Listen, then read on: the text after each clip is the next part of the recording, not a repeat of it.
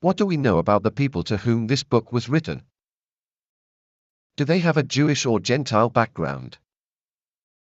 The author refers to teaching that is part of a Hellenistic Jewish tradition. In our Bible, it doesn't talk about Moses getting the law from angels.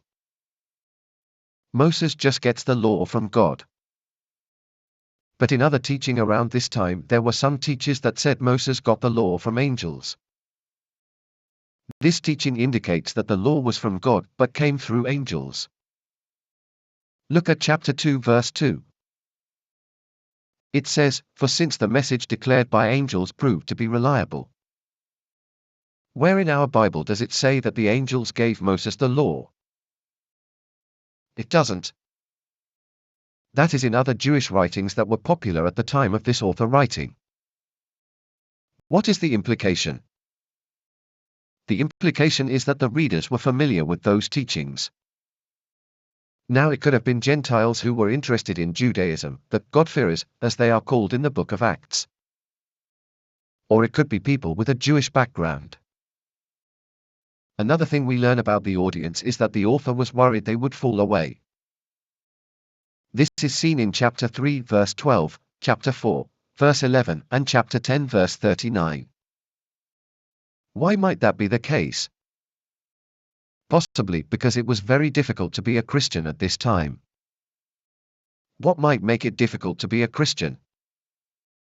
Persecution was a big problem for many of the early Christians. Therefore, it is probably that these believers were facing persecution. For the early Christians, the persecution tended to come from two different sources. The first people who persecuted the Christians were religious Jews, who were part of the official Jewish leadership. In Acts 4, we read about the Sadducees getting upset with the apostles for preaching about resurrection from the dead. They take the apostles to the Jewish council and beat them up.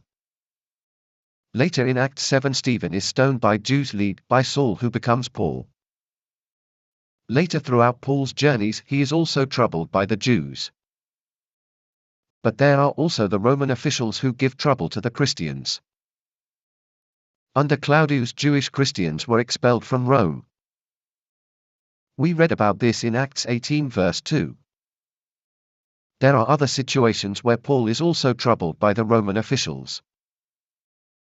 But this became particularly bad under various emperors after Acts, including Nero, who rules from 54-68 AD, and Domitian, who ruled from 81 to 96 AD. What do we know of the nature of the persecution? Hebrews chapter 10 verses 32 to 34 gives us some hints. This talks about the sorts of trouble that the believers had in the past. They had possessions taken. They were put in prison, and they were afflicted in other unspecified ways. This sort of persecution was done by the Jews on believers in Jerusalem. However, outside of Jerusalem, Jewish leaders didn't really have the authority to do this. Therefore, if they were outside of Jerusalem, and it is likely they were in Rome, it is more likely that these people have suffered from the hands of Roman officials. There is also some evidence that this group does not contain any of the main leaders of the church in this city. In chapter 13 verses 7 and 24, we read about the leaders as people separate from the ones to whom the letter is addressed. If this is Rome, and I suspect it is, then one thing we know about the Roman Church was that when Claudius expelled all the Jews from Rome, the Gentiles would have needed to step up as leaders of the church. So, if this is a Jewish home group, then it is unsurprising that the main leaders are not part of the group. What does this mean for the intended audience of this letter? For me, it points to this letter being directed to a smaller Hellenistic Jewish home group within a larger, more predominantly Greek Roman church. When might this letter have been written?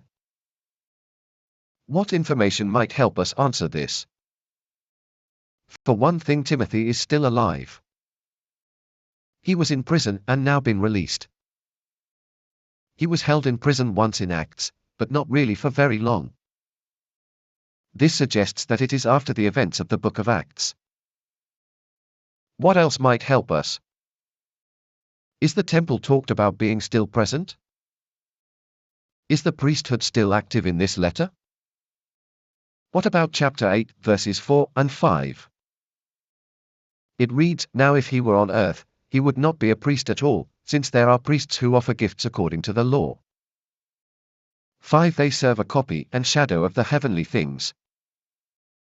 What do these verses imply about the temple still being active? Some people think that it is merely talking about the priesthood in the Old Testament, but I suspect that if the temple had been destroyed at the time of writing, which it was in AD 70, then the author would have mentioned that major factor. This places the book sometime between the end of Acts and the destruction of the temple. There are some other factors which affect the dating. We earlier talked about the situation of the audience, the problems with Nero, which happened about AD 64. Therefore, if we are right about these dates, then the letter was probably written sometime between AD 65 to 70.